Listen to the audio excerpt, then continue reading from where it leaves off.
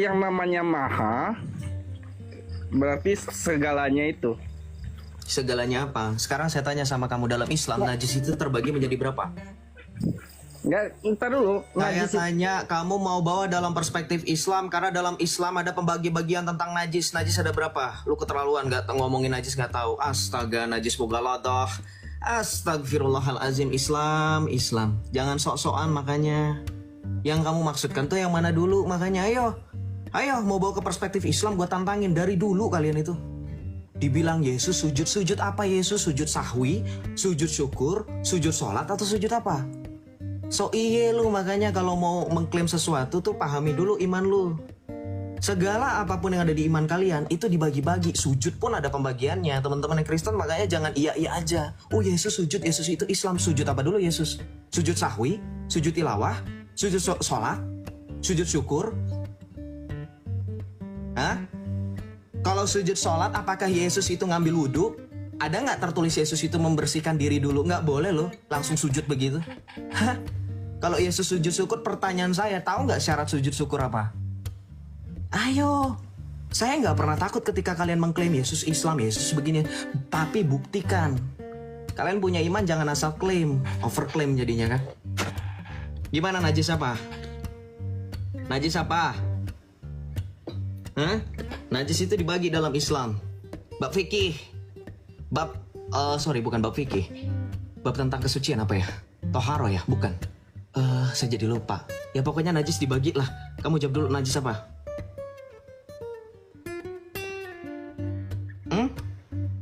Yang saya sebutkan baru satu. Ada dua lagi loh. Tadi kan yang baru sebutkan baru najis mughaladah. Ada najis mutawassithah, ada najis ada najis mutahharoh, kan tuh najis muhaffafah. Kok najis mutahharoh? Saya jadi ingat mutahharohnya karena taharoh. Najis apa Yesus itu? Kalau Yesus kamu mau ke arah Yesus itu punya najis apa? Coba saya pengen uji kamu. Yesus itu bernajis apa? Mutawassithah, muhaffafah, atau mughaladah? Coba jawab. Saya nanya ke kamu, kencing itu najis nggak? Ya, kok nanya sama saya? Yang punya kencing enggak, cuma kamu jawab aja, jangan ngoceh. Turun.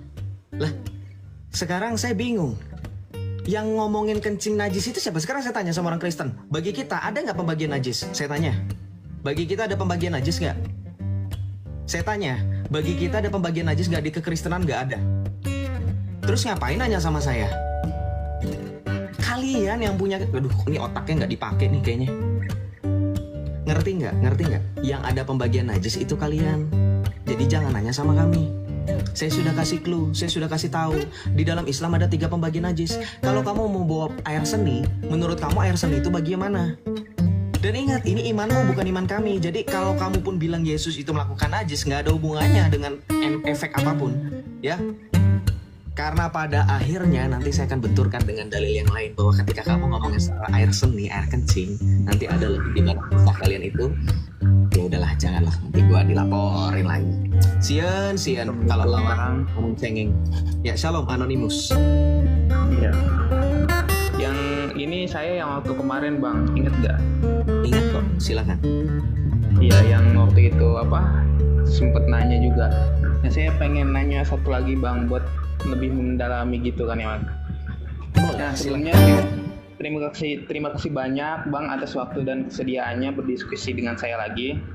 Siap. Jujur saya sedang mencoba lebih mendalam lagi tentang ajaran Katolik, karena banyak hal yang menurut saya menarik untuk dipelajari, khususnya soal Yesus ini yang menjadi inti keimanan Katolik. Nah, di sini Bang, saya ada satu ya yang masih penasaran gitu Bang. Mohon koreksi ya kalau saya salah. Saya baca Bang dikit-dikit gitu tentang Katolik gitu kan, tentang di Alkitabnya gitu Bang. Nah, ada satu ayat yang menarik Bang. Di dalam Markus ayat 13. Lupa Bang, ini kalau titik 2 mohon maaf ya, dibacanya apa ya, Bang? apa sebutin aja, bacanya disebutkan aja sama tanda bacanya kalau kamu nggak ngerti. Pokoknya angka yang duluan itu yang disebut dengan bab, yang belakangan setelah titik 2 berarti ayat. Oh, titik 2 itu ayat, sebelum titik 2. Sebelum titik 2 itu disebut bab atau pasal, setelah titik 2 disebut sebagai ayat. Oh, berarti dalam Markus bab 13 ayat 32 gitu ya Bang. Betul, Nah, kenapa? kan di situ Yesus berkata bahwa tentang hari kiamat ya, tidak ada seorang pun yang tahu, bahkan anak pun tidak tahu, hanya Bapa saja. Kalau Yesus adalah Tuhan, kenapa dia nggak tahu Bang gitu maksudnya, kapan hari kiamat? Nah, bukankah Tuhan itu maha tahu? Nah, saya bertanya ini bukan untuk menyalahkan ya Bang ya, tapi benar-benar karena saya ingin memahami bagaimana Katolik menjelaskan hal ini. Sekali lagi, mohon maaf kalau ada kata-kata saya yang kurang tepat, dan terima kasih banyak Bang atas kesediaannya menjelaskan dengan sabar. Semoga diskusi ini bermanfaat untuk kita semua. Amin. Amin. Oke, saya sudah pernah menjelaskan ya, jadi boleh di-mute dulu ya supaya kita fokus gini. Oke. Markus 13 ayat 32. Yesus bilang begini, ya Tuhan Yesus bilang begini. Tetapi tentang hari itu, tentang hari atau saat itu, tidak ada yang tahu. Malaikat-malaikat di surga tidak, anak pun tidak, hanya Bapa saja. Kira-kira dalam konteks ini, Yesus itu menyatakan dirinya otomatis bukan Tuhan nggak? Enggak. Dia membedakan relasi pribadi, bahwa dia bukanlah Allah Bapa, dia adalah sang anak, sang firman. Untuk menegaskan perbedaan pribadi itu, bahwa dalam kesatuan hakikat, sekalipun dalam kesatuan hakikat, Yesus itu adalah pribadi sang putra, sang anak. Nah, apakah itu menjawab? Belum. Ini belum menjawab, belum. Saya jelaskan itu supaya dalam konteks, supaya teman-teman tahu, ya. Yang sering masih bingung Yesus itu Bapa, Yesus ini Pak, udah jelas itu Yesus sudah bilang. Dia bukanlah sang Bapa, melainkan sang anak, yaitu firman Allah yang menjadi manusia. Nah, masuk dalam substansi jawaban ketika berbicara mengenai hari itu, bukan berarti Yesus artinya tidak mengetahui, tapi dia tidak mengizinkan supaya para murid mengetahui hal itu, dan termasuk kita. Kenapa? Karena mengenai hal itu memang hanya sang Allah Bapa saja yang tahu. Apakah secara otomatis itu membuat Yesus bukan Tuhan? Enggak. Karena kalau kamu boleh baca di dalam Matius 16:27, di situ dikatakan bahwa tentang kedatangan anak manusia yang kedua kalinya, itu berbicara mengenai hari penghakiman. Yang sedang dikutip oleh Tuhan Yesus dalam Markus 12:32. Markus 13:32. How come Jesus yang orang-orang berpolemik katakan bukan Tuhan hanya karena dia menyatakan tentang hari itu, malaikat di surga tidak, anak pun tidak, hanya Bapa yang tahu. Tapi di dalam Markus 16:27, di dalam Matius 16:27, Yesus mengatakan, menggambarkan bagaimana hari itu, hari akhir itu, penghakimannya yang kedua. Dia menggambarkan loh, silakan dibuka Matius 16:27 bro. Sambil kamu buka ya di belakang layar. Kamu cari itu pakai HP kamu atau laptop kamu, atau kamu punya Alkitab buku mungkin, silakan. Matius 16:27. Cari-cari juga ya Bang ya. Oke, nggak apa-apa, dicatat sambil dengerin. Kemudian juga tambahan, selain Matius 16:27, Matius 24 ayat 29 sampai 31. Di situ juga dikatakan, digambarkan tentang hari itu. Bagaimana Yesus mengatakan, segera sesudah siksaan pada masa itu matahari menjadi gelap, bintang-bintang berjatuhan, dan kuasa-kuasa langit akan guncang, dan tampaklah tanda anak manusia di langit. Tuh, itu penggambaran tentang kedatangan Yesus kedua kalinya. Yang secara unik bro, secara unik. Kalau misalkan ngomongin masalah Yesus, tapi kan Yesus nggak tahu harinya secara jelas, hari Jumat kayak Nabi kami. Loh, masalahnya di Quran pun, surah Al-Baqarah ayat 210, surah Al-Fajr ayat 21-22, secara kebetulan mengulang apa yang sudah dinyatakan oleh Tuhan Yesus di dalam Matius 24 ayat 29-31. Coba komparasikan kalau kamu berani. Itu persis loh penggambarannya. Yesus datang dalam kemuliaan Allah Bapa, dalam naungan awan bersama malaikat-malaikat. Ia mengumpulkan orang dari segala penjuru bumi, dan dia yang akan memutuskan, memberikan upah kepada tiap-tiap orang menurut perbuatannya. Itu sama seperti dalam surah Al-Baqarah ayat 210, dalam surah Al-Fajr ayat 21-22. Silakan di cross check. Ya, tambahan lagi, tadi kan Injil. Dalam kitab Wahyu bab 16 ayat 15. Coba teman-teman baca. Silakan di cross check. Di situ Tuhan Yesus bilang apa? Lihatlah, aku datang seperti pencuri. Berbahagialah dia yang berjaga-jaga. Ya. Jadi kedatangan Tuhan itu sudah dikatakan oleh Tuhan Yesus secara tiba-tiba. Artinya memang maksud dari Tuhan Yesus mengatakan demikian adalah supaya kalian tidak kemudian bertanya-tanya dan kemudian mencari-cari. Seperti yang dari RT 7 ini. Ini buahnya. Yang kalau dikatakan kiamat hari Jumat, pada nebak-nebak kan. Oh, kiamat hari Jumat. Oh, sebelum tahun 1500 Hijriah. Nah ini. Jadi bukan misteri lagi. Dan itu akan jadi aneh karena kita tahu pembagian waktu di tiap negara dan wilayah itu berbeda-beda. Jadi agak rancu kalau misalkan sudah ditentukan harinya. Masa kiamat nyusul? Ada season-seasonnya, yang ini udah rata sama tanah, udah hilang semuanya, yang ini lagi progres 50%, kan nggak gitu. Aneh. Betul nggak? Kemudian permasalahannya mengenai hari akhir itu, secara lebih rinci bahkan memang betul. Tidak untuk dengan tujuan supaya manusia mengetahui. Kenapa?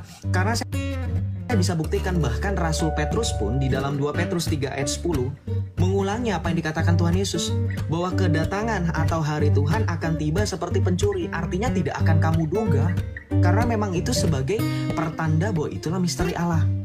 Itu bagian dari Allah. Bukan kemudian harus diketahui oleh semua orang, itu namanya bukan misteri lagi. Gitu loh. Ya, tetapi kalau kita ingin membuktikan dalam konteks apakah betul-betul Yesus itu sehakikat dan setara dengan Bapa, yaitu tadi Matius 16 ayat 27, dia tahu tentang bagaimana hari tersebut, ya, penggambarannya, keadaan situasinya pada saat itu, ya, secara jelas. Kemudian dalam Matius 24 ayat 29 sampai 31, yang sekali lagi silakan di-compare dengan surah Al-Baqarah ayat 210 dan surah Al-Fajr ayat 21 sampai 22. Yang bilang saya halu, yang bilang saya palsu, naik. Yang bilang saya ngarang bebas, naik, bantah saya. Saya undang ya, Anonymous, saya izin sama kamu untuk menambah teman-teman Islam. Jadi saya nggak apa-apa sendiri Kristen di sini. Saya naikkan 2 orang, 3 orang Islam. Saya lagi undang. Bapak bang, Nah, silakan aja. silakan. Apalagi yang mau ditanyakan? Sudah menjawab atau belum? Silakan.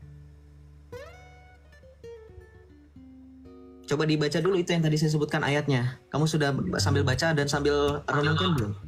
Ayat ini ya, Matius 16 Ayat 27. ayat 27 itu kan apa? Sebab anak manusia akan datang dalam kemuliaan Bapaknya diiringi malaikat-malaikatnya. Pada waktu itu ia akan membalas setiap orang menurut perbuatannya. Good. Gitu kan? Matius 24 ayat 29 sampai 31, Yesus mengulangi lagi perkataannya di dalam Matius 24 ayat 29 sampai 31 secara lebih rinci digambarkan. Maksud dari kedatangan itu, anak manusia akan datang itu kapan? Nah, Yesus bilang di dalam Matius 24 ayat 29 sampai 31. Itu konsistensinya. Nanti kamu baca Kisah Para Rasul 1 ayat 9 sampai dengan 11. Pada saat peristiwa kenaikan Tuhan Yesus ke sorga, nanti malaikat dan orang-orang itu digambarkan ketika Yesus naik ke sorga. Teman-teman tahu kan lukisan Tuhan Yesus naik ke sorga? Para murid, orang-orang di Galilea melihat ke langit, Yesus naik ke sorga. Ada 2 malaikat yang kemudian mendatangi mereka dan berkata, hai orang-orang Galilea, dalam Kisah Para Rasul 1 ayat 9 sampai dengan 11, mengapakah engkau berdiri melihat Yesus? Yesus ini yang naik ke sorga akan datang kembali dengan cara yang sama seperti kamu melihatnya naik ke sorga. Itu konsistensinya. Jadi ketika Yesus naik ke sorga, diiringi awan, ya, kemudian segala bangsa meratapi dia naik ke sorga. Para malaikat yang kemudian menyaksikan itu berdiri di dekat mereka dengan mengatakan apa? Yang tadi, hai orang-orang Galilea, mengapa engkau melihat Yesus ke langit, naik ke langit? Yesus ini yang naik ke sorga akan datang kembali dengan cara yang sama seperti kamu melihat dia, meninggalkan kamu naik ke sorga. Sama. Konsisten kan? Silakan, udah dibaca belum Matius 24 ayat 29 sampai 31? Itu buktinya. Konsistensi itu, Alkitab tuh konsisten. Ya, betul ya. Ketika Tuhan Yesus mengatakan langit dan bumi berlalu, tetapi perkataanku tidak akan berlalu, firmanku tidak akan berlalu, kamu lihat itu. Bahkan pada saat kenaikannya ke sorga, itu bisa persis seperti itu penggambarannya. Yesus ini yang naik ke sorga meninggalkan kamu, akan datang kembali dengan cara yang sama seperti kamu melihatnya naik ke sorga. Dan di situ digambarkan loh, Yesus naik ke sorga ditutupi awan-awan bersama dengan malaikat, kemudian bersama dengan orang-orang yang berkumpul meratapi. Nah, itu bisa konsisten.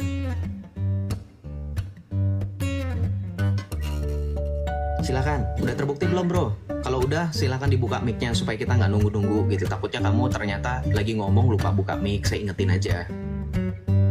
Matius 24 ayat 29 sampai 31 dibaca lagi.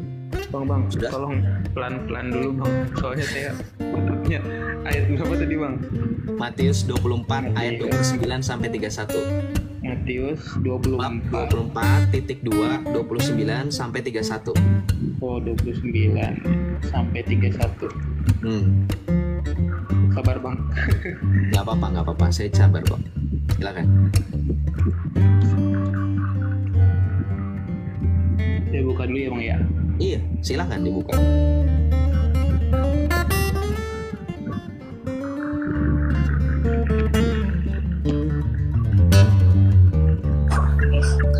Isi bang, saya mau nanya bang.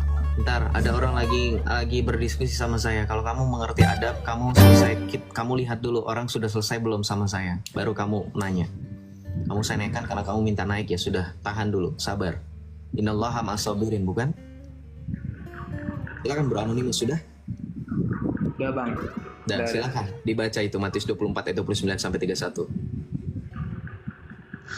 Segera sesudah siksaan zaman itu, matahari akan menjadi gelap, bulan tidak akan bercahaya, bintang-bintang akan jatuh dari langit, dan ketakutan-ketakutan langit akan goncang. Pada waktu itu tampaklah tanda anak manusia di langit, dan segala bangsa di bumi akan meratap. Dan mereka akan melihat anak manusia datang di atas awan-awan di langit dengan segala kekuatan dan kemuliaan. Dan ia akan menyuruh malaikat-malaikatnya dengan meniup sangkakala yang nyaring. Dan mereka akan mengumpulkan orang-orang pilihannya dari keempat penjuru bumi, dari ujung langit yang satu sampai ujung langit yang lainnya. Itu bang.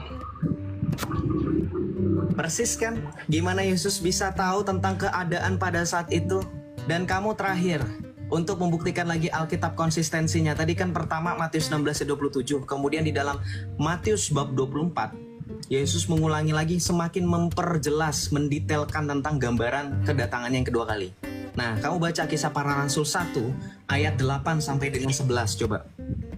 Para Rasul 1 ayat 8. Kisah Para Rasul 1 ayat 8 sampai dengan 11. 1 ayat.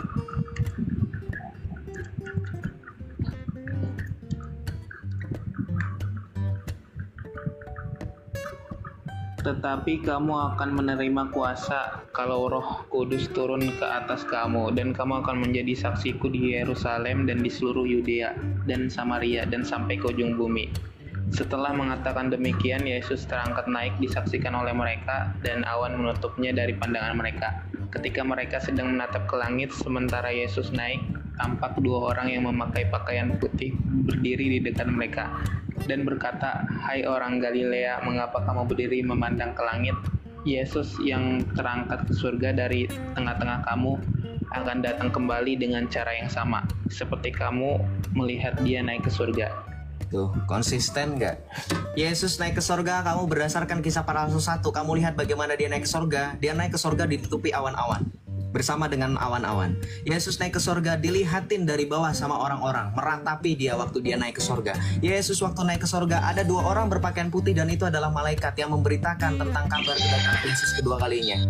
Konsisten nggak? Kalau kamu mengerti bagaimana tentang tadi, apa yang mau saya poinkan adalah ini Yesus berbicara dalam momen yang berbeda, tetapi tetap konsisten. Ya.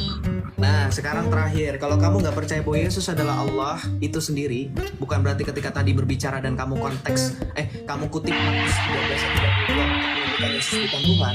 Nah, kamu coba buktikan sendiri. Kamu buka sekarang kitabmu, Al-Quran, buka Quran NU online, cari di Google-nya seperti itu, Al-Baqarah ayat 210. Silakan. Quran NU online, Al-Baqarah ayat 210. Silakan. Tiada yang mereka nantikan melainkan datangnya Allah dan malaikat pada hari kiamat dalam naungan awan, dan diputuskanlah perkaranya. Siapa? Ulangi lagi. Tiada yang mereka nantikan. Siapa? Melainkan datangnya Allah dan malaikat pada hari kiamat. Tidak ada yang mereka nantikan kecuali kedatangan Allah bersama malaikat pada hari kiamat dalam naungan awan. Dan Allah akan memutuskan perkara setiap orang menurut perbuatannya, dan Allah adalah hakim yang adil. Betul nggak gitu lengkapnya? Iya bang.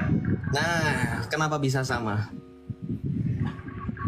Persis gak ketika kamu baca tadi Matius 16 ayat 27, Matius 24 ayat 29 sampai 31, kemudian dalam Kisah Para Rasul 1 ayat 8 sampai dengan 11, persis gak bahwa Allah akan datang dalam naungan awan bersama malaikat-malaikat yang berbaris-baris dan memutuskan setiap perkara menurut perbuatannya?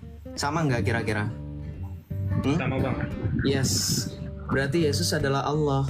Kurang. Coba buka surah Al-Fajr lagi di website yang sama, di Quran NU yang sama, atau kamu mau pakai Quran lain untuk membuktikan, silahkan. Buka surah Al-Fajr ayat 21 sampai 22.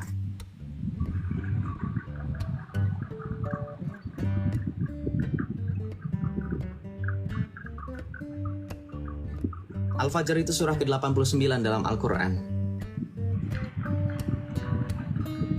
Allah menegur mereka orang-orang kafir. Intisari. Kamu baca ayatnya langsung, terjemahnya itu kamu baca intisari ya.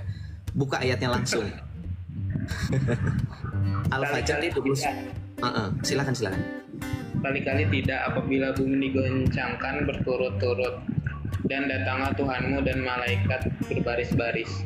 Nah, sekali-kali tidak apabila bumi digoncangkan berturut-turut dan datanglah Tuhanmu bersama malaikat baris berbaris. Coba kenapa sama lagi? Beda surat loh itu. Antara Al-Baqarah dengan surah Al-Fajr, beda surat loh. Kalau urutannya sesuai dengan Al-Quran, Al-Baqarah itu surah keberapa? Surah kedua. Ya kan? Dalam Al-Quran, dalam Quran kamu urutannya. Surah Al-Fajr surah ke-89, beda jauh. Beda surah juga intinya. Tapi bisa sama narasinya. Tuhan akan datang pada saat bumi digoncangkan berturut-turut, yaitu pada saat hari kiamat. Begitu juga dalam surah Al-Baqarah. Kenapa bisa sama? Artinya apa? Lah ini membuktikan Yesus itu Allah. Kenapa? Loh, Yesus sudah 600 tahun, 700 tahun sebelum adanya Al-Quran yang turun, diwahyukan oleh malaikat Jibril, oleh Allah melalui malaikat Jibril kepada Muhammad. Yesus sudah ngomong duluan. Jelas lagi ngomongnya, konsisten. Gitu bro.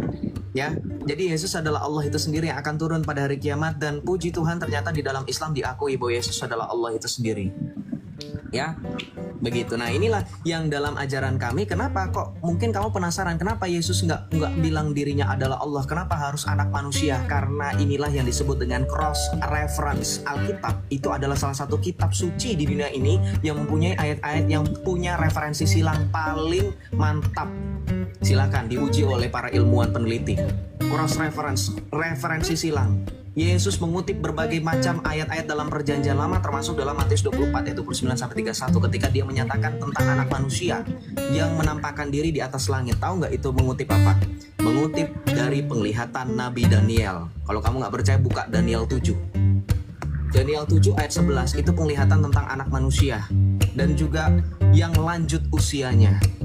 Makanya ketika Tuhan Yesus mengatakan anak manusia, selain dia mengutip tentang Nabi Daniel, penglihatannya dalam Daniel 7, Yesus juga menekankan sisi kemanusiaan. Dan puji Tuhan ternyata dalam poin ini loh ya, dalam hanya poin ini Quranmu menyempurnakan doinaturnya Yesus dengan mengatakan Allah.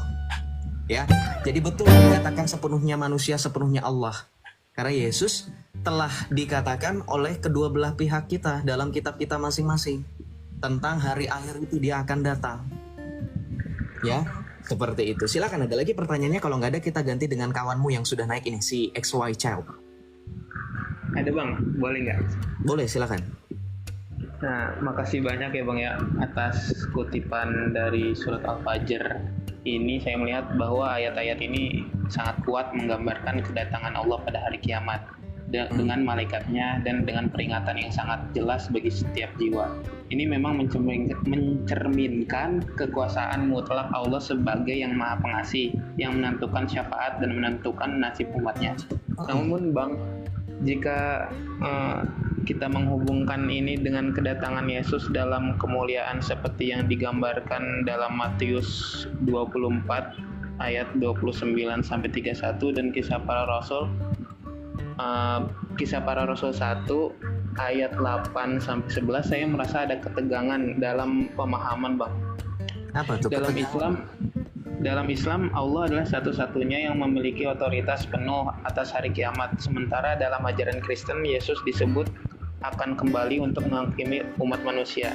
Nah, saya ingin bertanya lebih lanjut bang, bagaimana kita memahami peran Yesus yang kembali dalam Alkitab yang tampaknya sejalan dengan kedatangan Allah dalam surat Al-Fajr ayat 21-24 ini. Apakah dalam ajaran Katolik Yesus dianggap sebagai manifestasi dari Allah atau kedatangannya dalam kemuliaan benar-benar terpisah dari kedatangan Allah sebagai Tuhan di hari kiamat? Dan saya sangat berharap bisa memahami penjelasan ini dengan lebih baik, Bang, untuk memperkaya pemahaman saya. Ya, Bang. Oke, siap, nggak apa-apa. Di-mute lagi ya. Nanti kalau Iya. misalnya mau berbicara silahkan unmute. Oke, gini. Inilah ya, jadi gini. Intinya Yesus adalah Allah itu sendiri. Jadi nggak usah pertanyaannya jadi bikin kamu liar, jadi bikin kamu bingung. Ya itu Yesus ya Allah. Yesus ya Allah yang di dalam imanmu juga. Sama. Jangan denial, karena Yesus yang sama juga mengatakan dirinya akan datang untuk menghakimi. There's no other guy. There's no other guy, there's no other existence, there's no other apalagi sesuatu atau seseorang yang akan menghakimi kita kecuali Tuhan. Karena memang Tuhan hakim yang adil. Karena memang hanya Tuhan yang menuntut balas setiap manusia menurut perbuatannya. Bahkan tadi saya sempat mau mengutip dalam kitab Wahyu, ya. Wahyu 22 ayat 12 itu dikatakan oleh Tuhan Yesus, sesungguhnya aku datang segera dan aku membawa upahku untuk membalaskan kepada setiap orang menurut perbuatannya. Ya. Itu sesuai dengan perjanjian lama. Ya.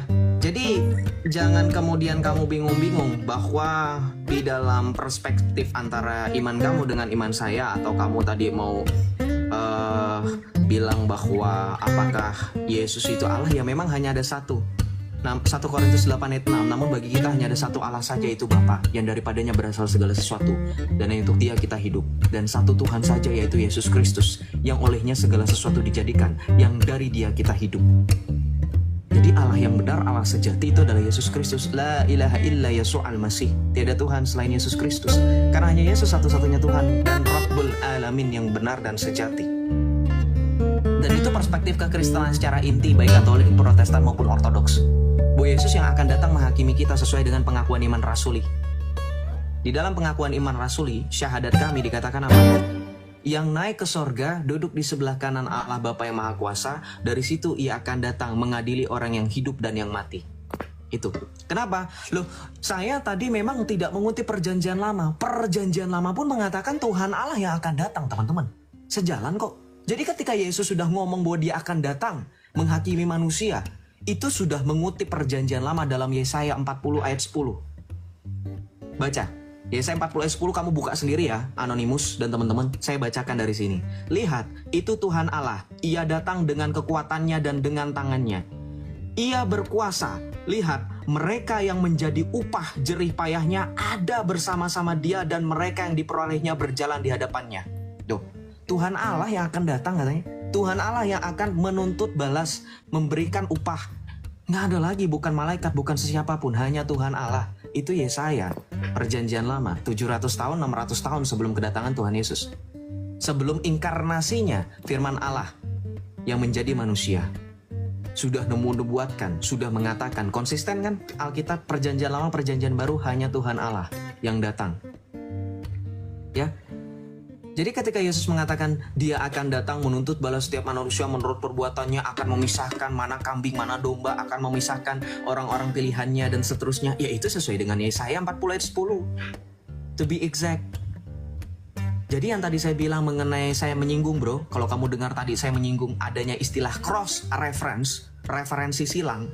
Bagaimana dalam Alkitab perjanjian baru, perjanjian lama itu saling bersilangan, saling menggenapi, saling ketika menubuatkan terus kemudian digenapi, dan kemudian dikutip, kemudian digenapi. Nah itu yang disebut dengan cross reference. Itu bukti bahwa Alkitab itu konsisten. Mengerti?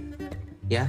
Jadi ketika dikatakan, apakah manifestasi? Yes, Yesus adalah sang firman Allah yang adalah gambar. Kalau kamu mengatakan manifest sebagai gambaran Allah, betul. Yohanes 1 ayat 18 dikatakan tidak seorang pun pernah melihat Allah, tetapi anak tunggal Allah yang ada di pangkuan Bapa, Dialah yang menyatakannya. Yesus yang dalam konsep Islam disebut dengan wahdatul wujud, Dia adalah gambar keberadaan Allah. Wanna proof? Mau bukti? Ibrani 1 ayat 3. Baca di situ. Dikatakan apa? Ibrani 1 ayat 3. Dialah cahaya kemuliaan Allah dan gambar keberadaan Allah.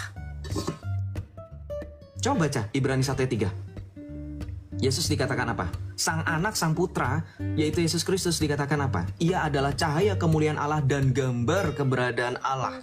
Ya, gambar wujud Allah malah dikatakan. dan menopang segala yang ada dengan firman-Nya yang penuh kekuasaan. Dan setelah ia selesai mengadakan penyucian dosa, ia duduk di sebelah kanan yang maha besar di tempat yang tinggi. Tuh, itu Yesus. Maka ketika dikatakan apakah Yesus adalah gambar keberadaan Allah? Yes. Ketika ada Ibnu Arabi, ketika ada pemahaman-pemahaman Islam dalam mutakalimin, ilmu-ilmu kalam, ilmu-ilmu mantek dan seterusnya, manunggaling kawula gusti dan seterusnya, kekristenan menjadikan itu sebagai dasar loh. Itu dasar loh, bukan sesuatu yang kemudian sulit untuk kami pahami. Di dalam Islam mengenai ilmu ma'rifat itu adalah sesuatu yang sulit untuk dipahami. Bahkan ada yang bilang bahwa ketika kamu belajar ma'rifat tanpa guru, kamu bisa jadi gila. Kita nggak pernah gila ketika melihat bagaimana Yesus adalah wujud gambar keberadaan Allah satu-satunya. 1 Yohanes 1 ayat 18. Tidak seorang pun pernah melihat Allah, tetapi anak tunggal, His only begotten Son. There's no other, nggak ada lagi. Maka penggambaran Allah hanya ada di dalam Yesus Kristus sebagai satu-satunya gambar keberadaan Allah dalam Ibrani 1 ayat 3. Ya. Di situ juga dikatakan apa menariknya? Yesus dikatakan sebagai apa? Cahaya kemuliaan Allah. Nah ini. Ia adalah cahaya kemuliaan Allah ya, dan Betul. Gambar wujud Allah. Gambar wujud Allah. Kalau kamu buka dalam bahasa Arab itu dikatakan sebagai nurullah. Yesus itu adalah nur. Yes. Sesuai nggak dengan salah satu dalil dalam Al-Quran ketika Allah mengatakan dia menciptakan sesuatu dari nurnya? Hanya saja Yesus bukan ciptaannya. Atau mungkin ketika dalam salah satu asma atau nama-nama lain dari Allah yang 99 nama, itu adalah salah satunya adalah dalil mengenai Allah adalah An-Nur. Tahu nggak? Nah Yesus itu adalah An-Nur itu sendiri. Yaitu Ibrani 1 ayat 3 dalilnya.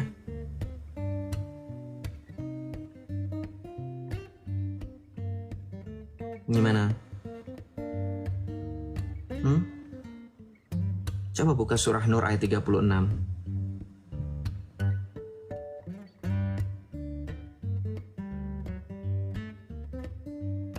Yang menariknya teman-teman, ketika Yesus dikatakan, teman-teman coba buka lagi. Misal, bro, sambil kamu buka, saya bacakan Alkitab, kamu buka dulu Al-Quranmu surah Al-Baqarah ayat 258 supaya ancang-ancang nih, kita komparasikan.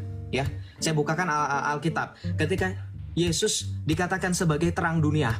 Akulah terang dunia, kata Tuhan Yesus ya. Kamu sambil buka surah Al-Baqarah 258. Yesus bilang begini. Ana huwa nurul lil alamin, akulah terang dunia. Barang siapa mengikut aku, ia tidak akan berjalan dalam kegelapan, melainkan ia akan mempunyai terang hidup. Bandingkan dengan surah Al-Baqarah 258. Bandingkan. Apa di situ dikatakan surah Al-Baqarah 258? Silakan bacakan untuk kami. Sabar bang. Nah, ayat 258 kan? Kenapa? Ayat 258 kan ya? Tidakkah kamu memperhatikan orang yang mendebat Ibrahim mengenai Tuhannya karena Allah telah menganugerahkan kepadanya orang itu kerajaan kekuasaan. Ya, sorry, itu ayat sebelumnya ayat 257. Sorry, 257. Salah. Iya 257. Coba baca ayat 257. Salah. Allah adalah pelindung orang-orang yang beriman. Dia mengeluarkan mereka dari aneka kegelapan menuju cahaya iman. Sedangkan orang-orang pelan-pelan bacanya. Baca dari mula. Pelan-pelan tapi bacanya.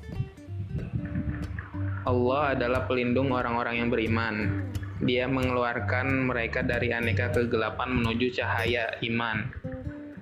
Sedangkan orang-orang yang kufur, pelindung-pelindung mereka adalah Togut. Mereka Togut mengeluarkan mereka, orang-orang kafir itu, dari cahaya menuju aneka kegelapan. Mereka itulah para penghuni neraka, mereka kekal di dalamnya. Kalau kamu baca aslinya di situ hanya kegelapan, di situ hanya terang bukan iman. Karena kalau kamu baca bahasa Arabnya aslinya, Allahu waliyul ladzina amanu yukhrijuhum minadz-dzulumati ilan nur. Jadi dikatakan Tuhanmu itu sebagai pembawa terang, betul nggak? Allah itu pembawa terang, betul nggak?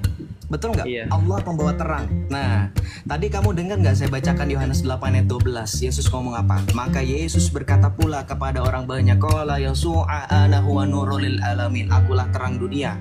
Barang siapa mengikut aku, ia tidak akan berjalan dalam kegelapan, melainkan ia akan mempunyai terang hidup. Sesuai nggak kira-kira ketika Yesus mengatakan aku terang dunia, ternyata dikutip lagi. Mau lagi? Mau lagi nggak? Mau lagi nggak? Kita bacakan dalam Injil Yohanes bab yang pertama ayat yang keempat sampai 5. Silahkan dibaca. Yohanes 1, Yohanes bab 1 ayat 4 sampai 5 kamu buka, saya yang bacakan. Saya bacakan ya. Yohanes 1 ayat 4 sampai dengan 5. Dalam Dia ada hidup dan hidup itu adalah terang manusia. Terang itu bercahaya di dalam kegelapan dan kegelapan itu tidak menguasainya. Tuh. Ya. Yohanes 1 ayat 14, firman itu telah menjadi manusia dan diam di antara kita, dan kita telah melihat kemuliaannya, yaitu kemuliaan yang diberikannya kepada anak sebagai anak tunggal Bapa, penuh kasih karunia dan kebenaran. Tuh, Yesus itu dikatakan sebagai satu-satunya terang dunia. Bahkan kalau kamu baca Yohanes 1 ayat yang ke-8, ayat yang ke-7, ayat ke-5, ayat ke-6, ketika datanglah seorang yang diutus Allah namanya Yohanes, ia datang sebagai saksi untuk memberi kesaksian, di ayat ke-8 langsung dijawab, bukan Yohanes sang kebenaran itu. Kebenaran yang dimaksud adalah Yesus, karena Yesus yang dimaksudkan sebagai terang dunia. Jadi ketika dalam surah Al-Baqarah 257, bahwa ternyata Allah memberikan terang itu kepada orang-orang beriman, Yesus telah mengatakannya telah terlebih dahulu. Bahwa barang siapa mengikut Dia yang adalah terang dunia, bahwa Yesus adalah terang dunia, dia tidak akan berjalan dalam kegelapan. Tuh, kurang apa lagi bukti bahwa Yesus adalah Allah itu sendiri?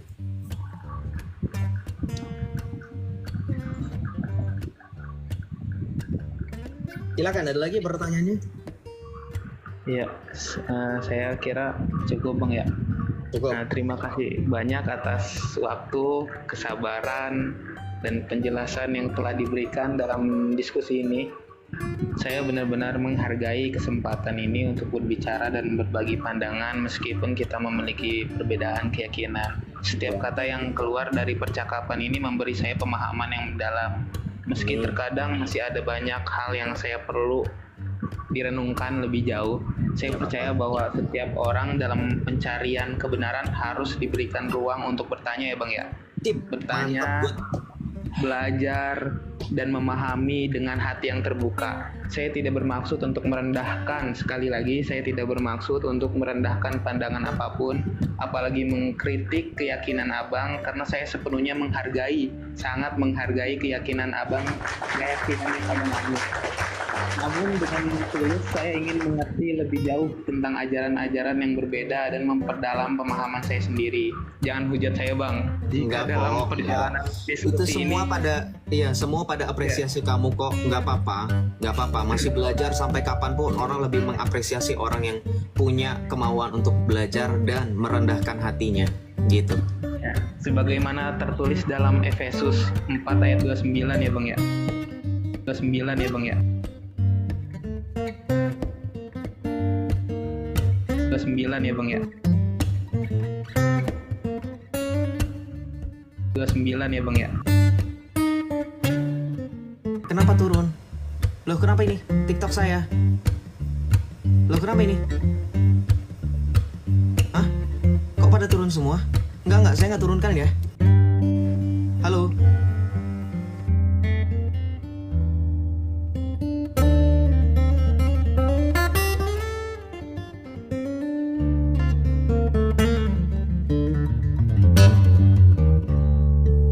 Kenapa ini? Turunin ya. Ini sudah aman belum teman-teman? Silakan, sudah aman belum teman-teman? Udah bang. Oke. Shalom XY Child. Ngapain gue sengaja orang-orang itu nggak ngapa-ngapain kok? Silakan. Saya mau nanya bang. Alhamdulillah saya Islam. Silakan. Ya, pertama sih mohon maaf bang ya. Ini sekedar diskusi aja ya. Nggak ada antara saling menjelekkan satu sama lain gitu kita. Well, we'll see that. Ya, kita akan lihat itu ke depan bagaimana kamu bisa mempertahankan etika kamu. Ya. Saya mau bertanya bang. Dalam keyakinan abang kan Yesus itu sebagai Tuhan kan? Nah, dalam keyakinan orang yang ya kan, sudah sepantasnya menyadari akan hal tersebut, Yesus adalah Tuhan dan Allah itu sendiri. Iya, adalah Tuhan dan Allah itu sendiri. Amin. Nah, ketika sebelum Yesus turun ke dunia ini untuk menjadi manusia, kan ada dalam kitab Injil, kitab Abang kan Yesus turun ke dunia ini untuk menjadi manusia kan? untuk menebus dosa manusia kan? Iya, lantas pertanyaannya apa? Ya tapi ada banyak sih pertanyaan bang, ya nggak apa-apa ya. Ya nggak apa-apa, selama kamu bisa kondusif dan tertib.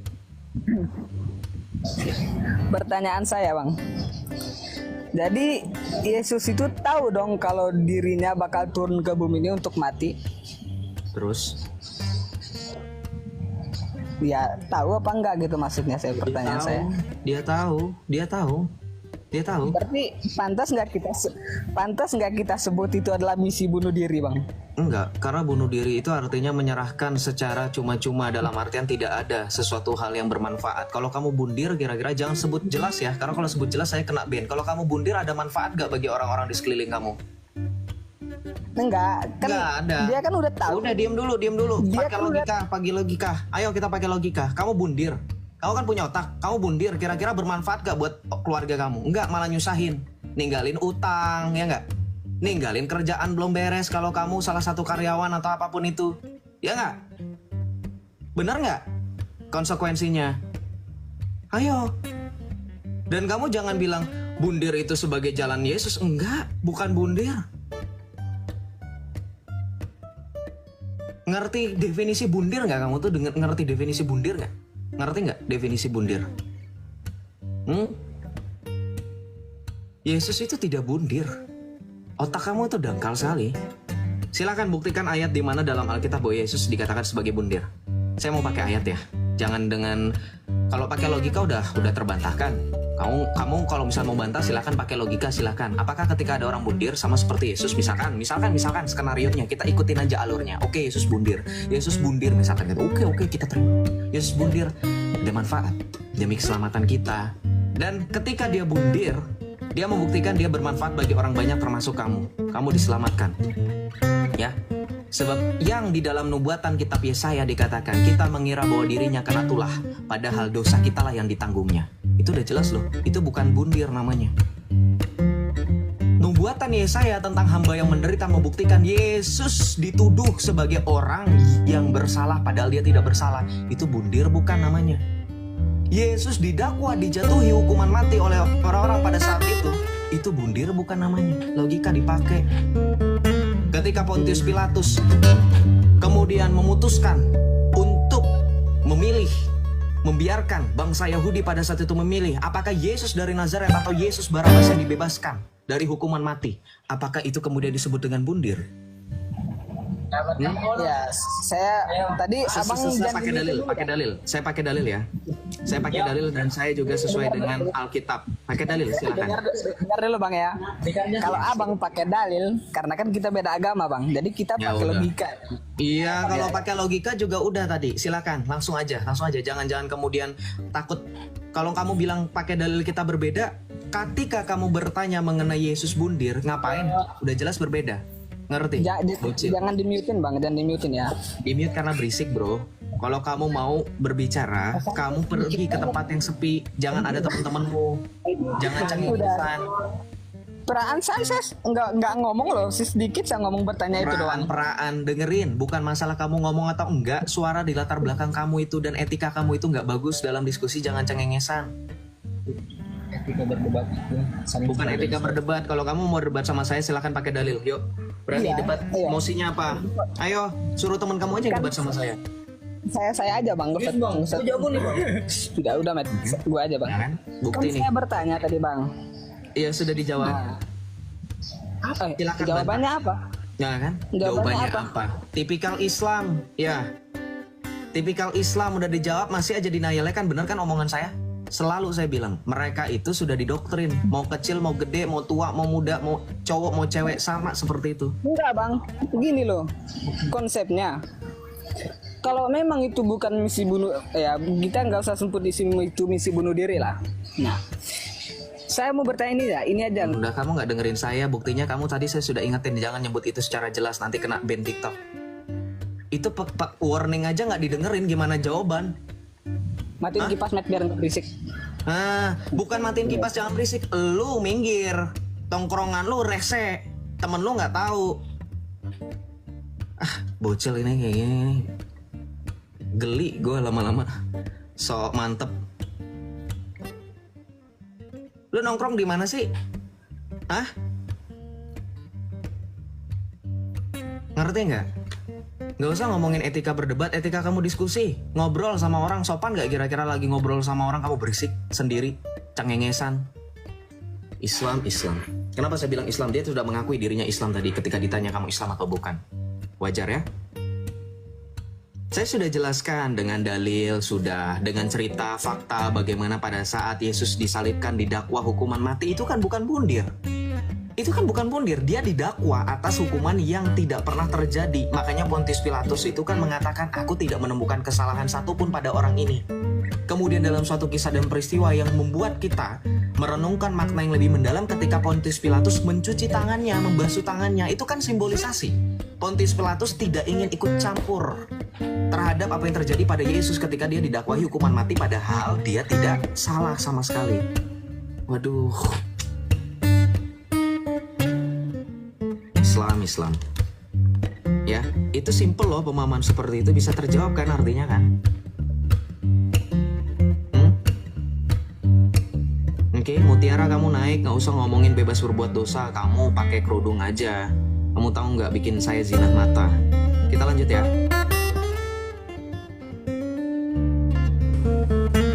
Shalom, Insjay, selamat malam. Selamat malam Kak. Silakan. Saya izin bertanya Kak. Yuk.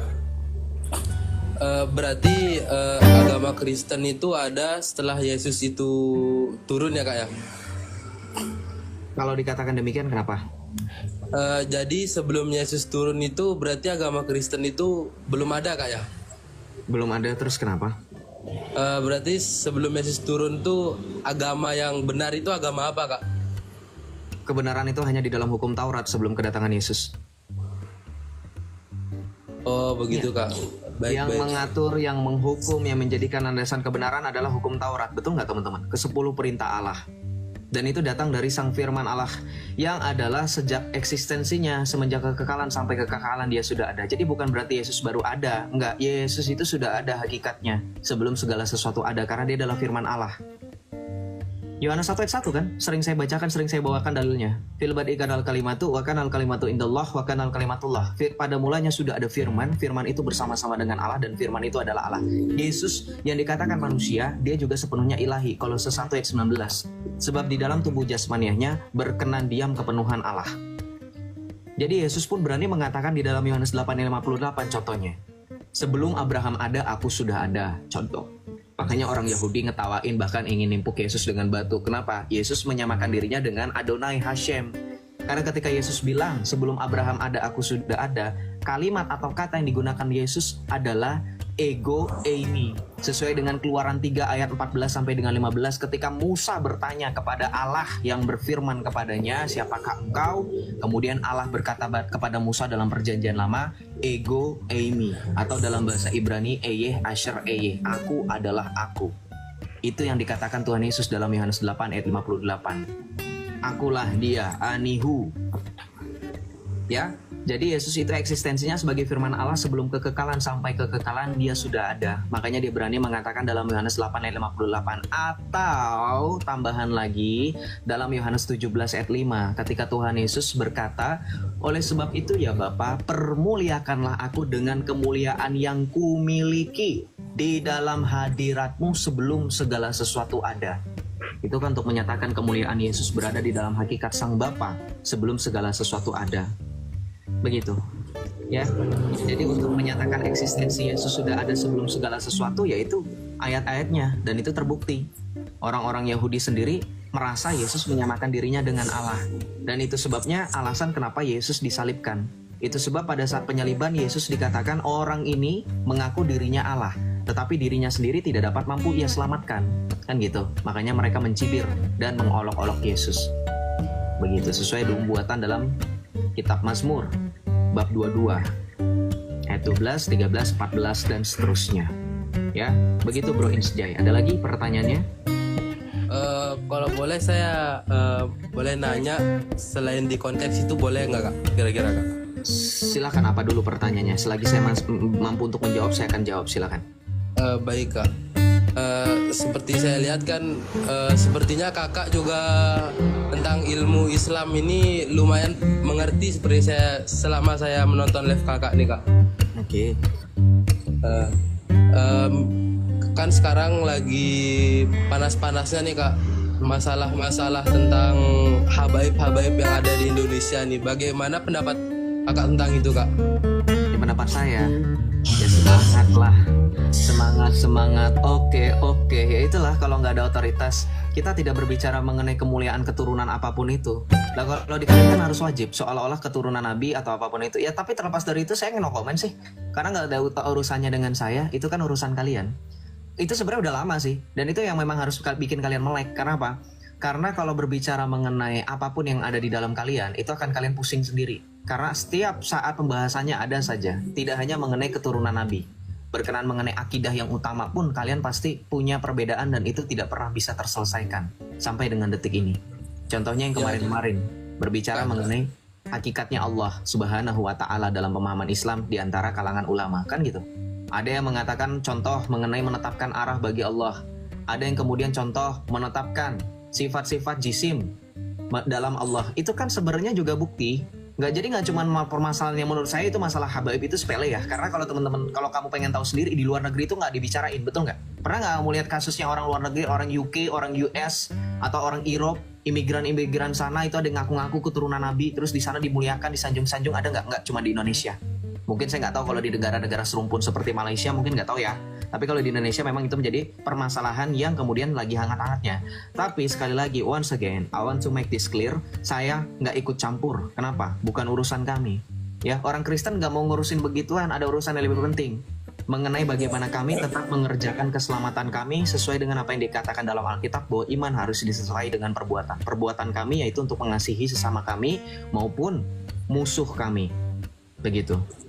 Ya itu dah kak, makanya saya itu kan bertanya gara-gara kenapa cuma di Islam perasaan konflik-konflik seagama ini ada kak. Seperti di agama lain sebenarnya tidak ada kak. Kalau Contoh saya di agama boleh jujur, Kristen apakah ada permasalahan seperti itu juga kak? kalau saya boleh jujur, makanya saya tadi mau potong langsung. Kalau saya boleh jujur, kami ada perbedaan itu yang kemudian ada bahkan tercatat dalam Alkitab. Ada. Loh, sudah dari tradisi para rasul mereka berbeda pendapat, tapi kami sekali lagi menjadi berbeda. Nggak mempermasalahkan masalah keturunan itu loh. Bingung nggak, Mi? Loh, kita semua keturunan siapa? Keturunan Adam, nggak ada yang sombong. Kita semua keturunan Adam loh. Kita adalah anak-anak Adam. Keturunan Adam. Adam yang karena kita tahu buat apa dibanggakan orang manusia jatuh dalam dosa, justru kita harusnya malu. Nggak ada yang mulia. Karena manusia sejak semula dalam surat Rasul Paulus kepada jemaat di Roma telah kehilangan kemuliaan Allah. Itu kalau di kami. Makanya kami tidak menyombongkan diri sekalipun kami keturunan Adam. Justru kami malu keturunan Adam. Karena berkat Adam lah dosa itu mengalir, menjalar. Upah dosa adalah maut. Kan gitu. Ngapain membangga-banggakan? Toh pada akhirnya kita perlu diselamatkan. Dan keselamatan itu hanya di dalam Yesus. Gitu loh.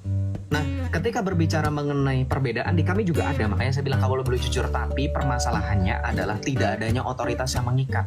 Kalau di kami ada ungkapan dari salah seorang bapak gereja, dari seorang kudus yang bernama Cyprianus dari Kartago, yang adalah mengatakan bahwa Roma locuta causa finita est. Roma berbicara kasus selesai. Kenapa? Karena rasul yang telah dipilih oleh Tuhan Yesus sebagai yang terutama dari yang sederajat, Bishop of Rome, Uskup Roma, Paus pertama, Petrus, telah membicarakan tentang kekuasaannya dalam Kisah Para Rasul 15 ayat 7 yang mengatakan, kamu tahu bahwa sejak semula Allah telah memilih aku di antara kamu supaya dengan perantaran mulutku bangsa-bangsa dapat mendengarkan Injil.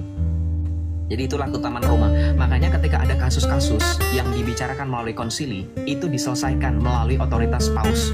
Karena kalau tidak ada otoritas, itu nggak selesai-selesai.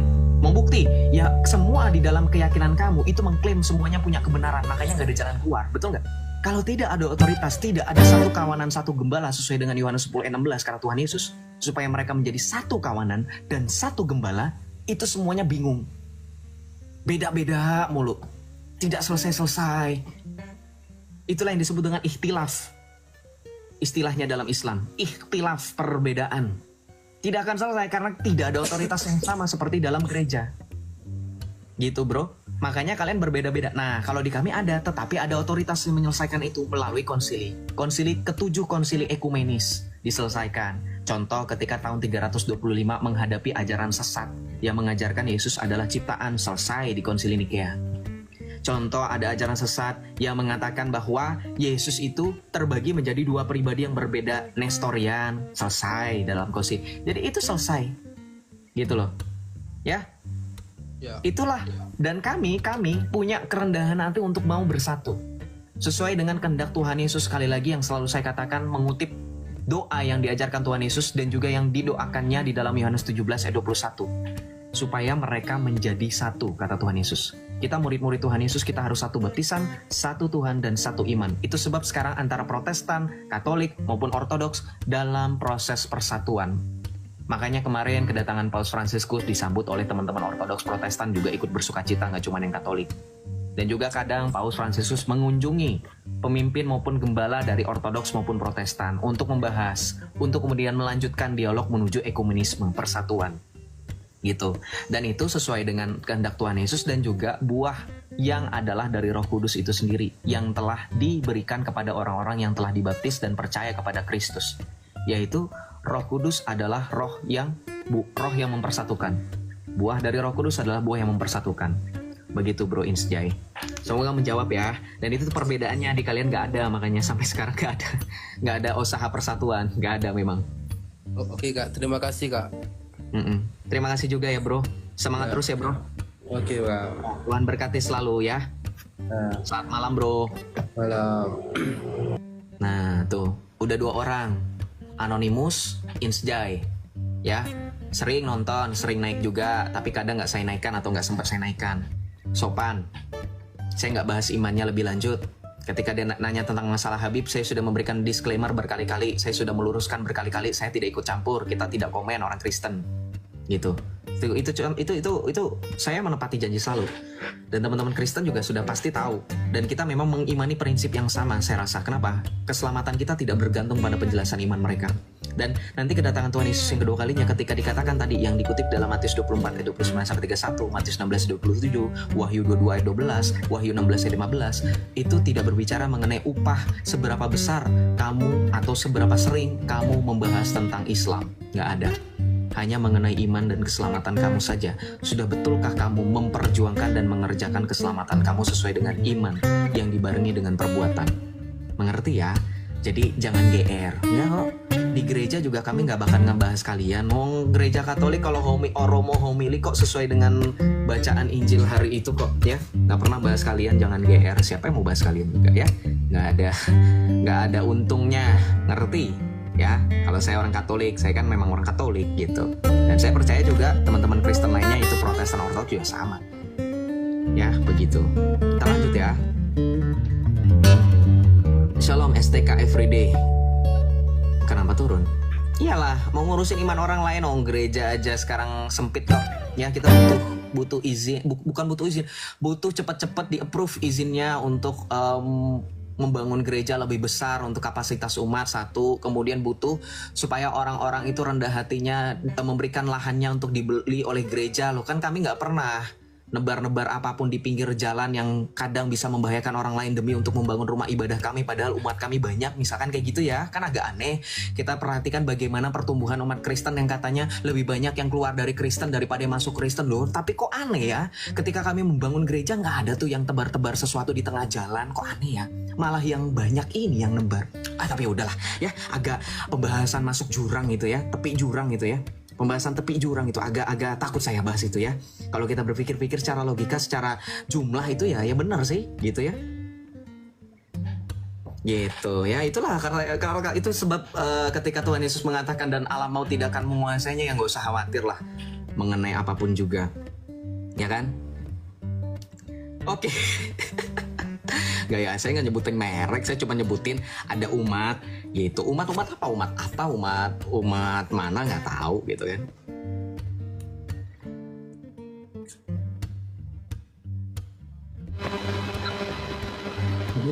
Halo Bang. Shalom ya. Bro, mohon maaf nih agak noise, kayaknya sambil ngecas atau sambil pakai headset ya. ngecas charger.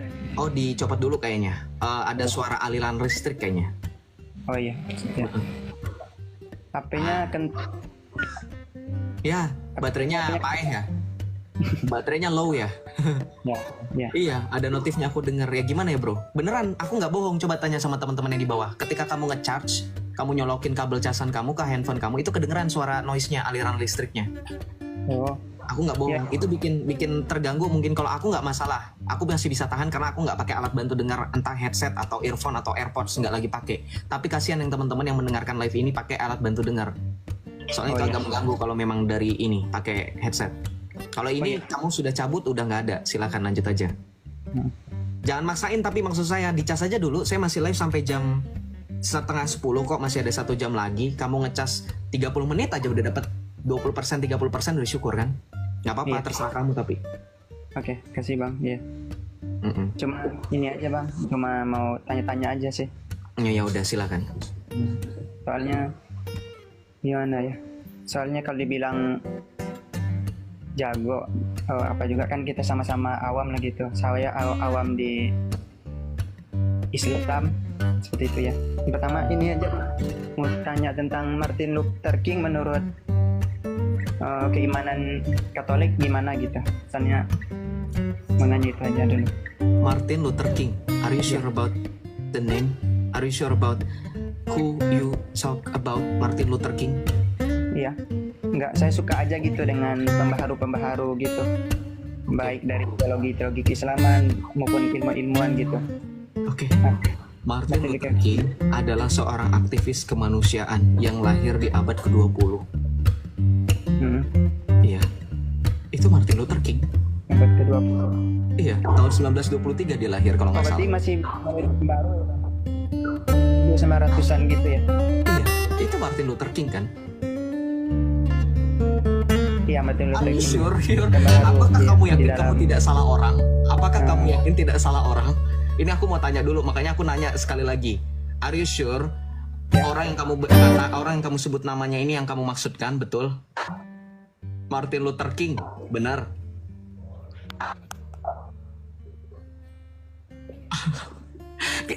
Oke, gini aja aku kasih tahu ya. Martin Luther King dengan Martin Luther itu beda.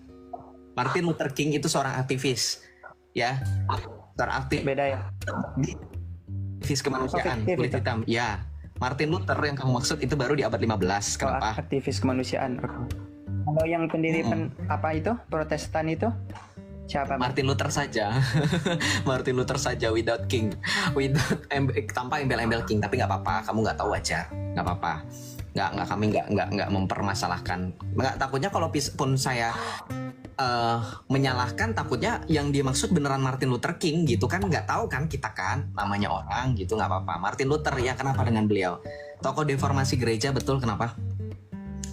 Seorang yang memiliki semangat untuk pada akhirnya memperbaiki kesalahan gereja, tetapi memiliki cara yang salah, kurang tepat, karena memperbaiki bisa dari dalam. Ketika dikatakan reformasi yang dilakukan oleh bangsa Indonesia di tahun 1998, apakah kemudian membuat negara baru?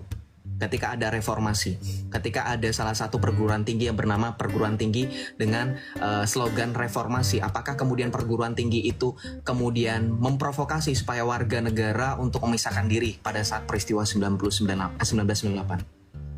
Reformasi itu memperbaiki dari dalam. Tokoh reformator gereja itu banyak, ya, banyak mistikus dan juga banyak biarawan-biarawati. Contoh seperti Santa Teresa de Avila, kemudian juga Ignatius dari Loyola yang merupakan salah satu pendiri Ordo Jesuit dengan kontemplasi dan pelatihan atau spirit Ignatiusnya. Itu salah satu tokoh reformasi, dan itu yang disebut dengan definisi reformasi yang benar. Karena reformasi sekali lagi tidak membuat kamu terpisah atau membuat gerakan baru yang terpisah dari di dalam. Jadi gini, jangan bikin kemudian diskusi ini tepi jurang dalam artian kita berbicara mengenai pengajaran. Ketika berbicara dengan Martin Luther, berbicara dengan adanya sejarah bagaimana Protestan berdiri dengan adanya Martin Luther.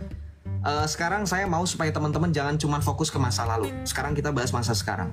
Faktanya, dengan adanya dokumen From Conflict to Communion judulnya di tahun 2017 yang diterbitkan oleh gereja Lutheran dan juga gereja Katolik, itu adalah salah satu bentuk dari dalam tanda kutip nota kesepahaman Bagaimana pada akhirnya pihak Lutheran sendiri sudah mengakui kesalahan mereka di depan Tuhan dan gereja, begitu juga dengan Katolik. Jadi sama-sama saling mengakui.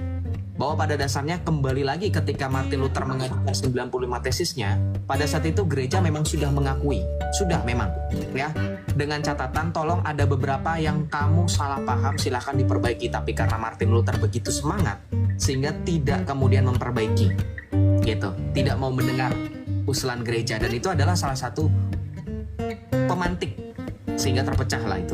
Karena sekali lagi kalau dikatakan reformasi seperti yang negara kita pernah alami tahun 98 itu tidak membuat negara kita terpecah, bukan. Tetap Indonesia, bukan. Tetap diperbaiki tetapi tidak terpisah, diperbaiki dari dalam. Itu reformasi. Gitu.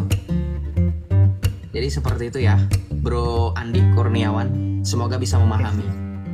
Contoh yang terjadi seperti di negara kita itu sudah paling tepat menurut saya. Tapi sekali lagi ya, kesalahan-kesalahan di masa lalu itu sudah diperbaiki oleh kedua belah pihak, baik dari pihak Lutheran maupun dari pihak Katolik.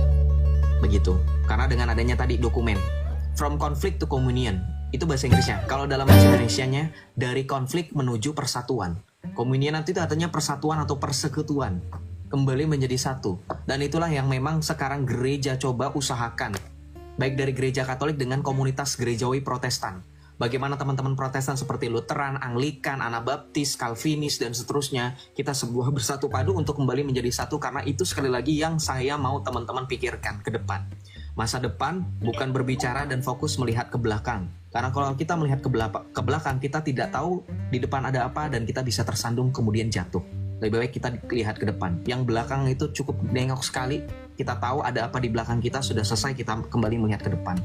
Makanya saya selalu bilang kalau melihat masa lalu gereja, ya betul memang kayak tadi ada orang yang bilang, saya nggak menemukan perbedaan seperti dalam Islam di Kristen lah. Saya langsung bilang kan, to be honest, secara jujur kami juga ada. Adanya Katolik, adanya Ortodoks, adanya Protestan, gitu kan. Bahwa sebelum adanya Protestan ada skisma dengan gereja Ortodoks yang kemudian memisahkan diri dari gereja Katolik, kan itu ada. Gitu. Bahkan jauh sebelum itu dalam 400-an ada gereja yang tidak menerima keputusan konsili Chalcedon, makanya ada gereja non Chalcedon kan gitu. Itu kalau berbicara sejarah. Jadi memang kita dalam kekristenan memang melihat segala sesuatu itu sebagai bagaimana caranya ketika pun gereja berjalan di lembah kekelaman, kita percaya sesuai dengan apa yang dicatat dalam kitab Mazmur, bahwa sekalipun aku berjalan di lembah kekelaman, aku tidak akan takut bahaya sebab Tuhan menyertai. Nah itulah kami orang Kristen. Makanya kekelaman yang terjadi di masa lampau menjadikan diri kami melihat supaya kami kembali kepada terang yang abadi dalam persatuan penuh gitu, supaya gereja menjadi satu, kudus, Katolik, dan Apostolik sesuai dengan pengakuan iman rasuli. Itu bro. Makanya contoh nih, saya pakai gambar-gambar yang sering saya tampilkan di nih. Ini contoh Paus Fransiskus dengan gereja Ortodoks Rusia, ya kan. Ini contoh Paus Fransiskus, Paus Benediktus. Nah ini Paus Fransiskus dengan Paus Tawadros, gereja Ortodoks Koptik. Nah ini lagi ya, ini juga dengan gereja Ortodoks Yunani dengan Patriark Bartolomeus dari gereja Ortodoks Yunani atau gereja Ortodoks Ecumenical Patriarch gitu. Nah ini nih ya, jadi ini persatuan. Ada lagi sebenarnya banyak. Ini kan baru gereja Ortodoks ya, gereja Ortodoks Oriental dan gereja Ortodoks Timur. Dengan gereja Protestan tuh ada. Silakan cari teman-teman foto-fotonya di internet, banyak. Paus Fransiskus menjalin diskusi dan juga dialog supaya menuju persatuan atau tadi reunifikasi bahasanya, supaya kita menjadi satu kembali. Gitu. Oke, iya. Soalnya ini ada oknum di Protestan, nggak ada teman gitu. Oknum. Ya, mungkin oknum ya. Kadang saya kesal juga dengar dia nyalahin Katolik mulu. Katolik itu mengebolehin nikah agama lah. Kalau soalnya di Protestan lebih ketat katanya, karena kita tuh bisa dibilang ya dia nganggap Protestan dia tuh lebih baik lah daripada Katolik di kita. Itu wajar kok oknum-oknum kayak gitu, tapi kan kita berbicara mengenai tidak hanya pribadi. Kebenaran Kristen itu tidak berbicara mengenai kebenaran pribadi, tapi kebenaran secara persekutuan di mana kami percaya dengan gembala. Itu sebab Yesus tidak pernah meninggalkan kita secara yatim piatu dalam Injil Yohanes. Aku tidak akan meninggalkan kamu dalam yatim piatu. Selain dia mengutus roh kebenaran, Yesus juga melanjutkan kegembalaan itu kepada Petrus dalam Yohanes 21 ayat 14 sampai dengan 21. Ketika Tuhan Yesus mengatakan kepada Petrus, Petrus, gembalakanlah domba-dombaku sampai 3 kali. Ya, dan itu sesuai dengan amanat agung dalam kenapa? Ya, mungkin di akar rumput itu ya. Ya betul, akar rumput. Itu dia makanya. Akar rumput. Jadi kalau kita melihat oknum-oknum akar rumput ini memang banyak, memang nggak terhitung jumlahnya.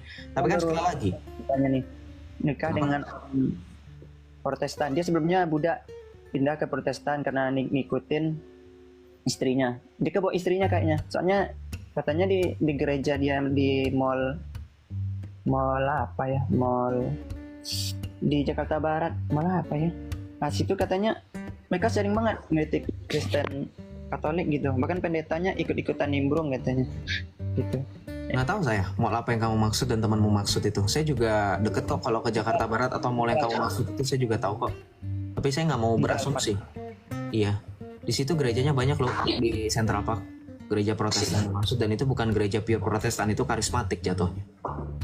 Oke, katanya habis bang. Makasih ya. Iya, sama-sama. Tuhan Yesus memberkati kamu. Ya kalau kayak gitu ya teman-teman di bawah komentar nggak usah terpancing kalau memang melihat ini sebagai pancingan. Ya saya aja nggak terpancing kan. Ben aja kalau dia cerita temennya ya sudah, mau gimana? Saya kan nggak mendengar secara langsung, saya nggak tahu itu beneran atau enggak ya kan. Saya nggak tahu itu ceritanya sudah ditambah-tambahin atau dikurang-kurangi. Bukannya mohon maaf ya bro, bukannya saya suuzon atau berprasangka buruk, enggak. Tapi kan memang faktanya skenario bisa saja terjadi. Gitu, kemungkinan bisa saja terjadi. Karena memang bukan kamu yang mengatakan secara langsung, bukan orang pertama. Tapi kamu orang kedua atau bahkan orang kesekian mungkin. Bisa saja ceritanya temenmu misalkan. Kan nggak tahu, kita nggak tahu. Ya itu dia, kita jangan terpancing, biarkan saja. Kita ignore aja yang kayak gitu. Kalau kamu sudah tahu itu adalah salah satu teman-teman menilai dari bawah, misalkan ada domba, ya udah, ignore, biarin aja. Tapi kita tetap menghargai dan mengasihi, nggak perlu maki-maki, nggak perlu kemudian kita ini. Kan saya selalu bilang, ya kita boleh tegas, kita boleh ini, tapi sesekali lah gitu, sesekali lah, jangan sering-sering. Karena teman-teman juga pasti capek dong, ya. Mengangkat dahi, marah-marah gitu. Seperti teman-teman suka bilang saya tuh sering marah-marah. Nah ini ketika saya seperti ini malah disalahin lagi, serba salah jadinya. Jadi gitu ya, sekali-kali nggak apa-apa gitu. Kita coba untuk belajar mengontrol emosi. Justru orang-orang seperti tadi itu kita percayakan Tuhan mendatangkan itu supaya kita bisa lebih mengendalikan, supaya kita tetap bisa mengedepankan kasih dan mengutamakan kasih. Sesuai dengan tadi bro, siapa tadi? Anonymous yang sempat terputus karena nge-lag ya, yang mengutip Efesus 4:29. Jangan sampai keluar kata-kata kotor kan tuh ya.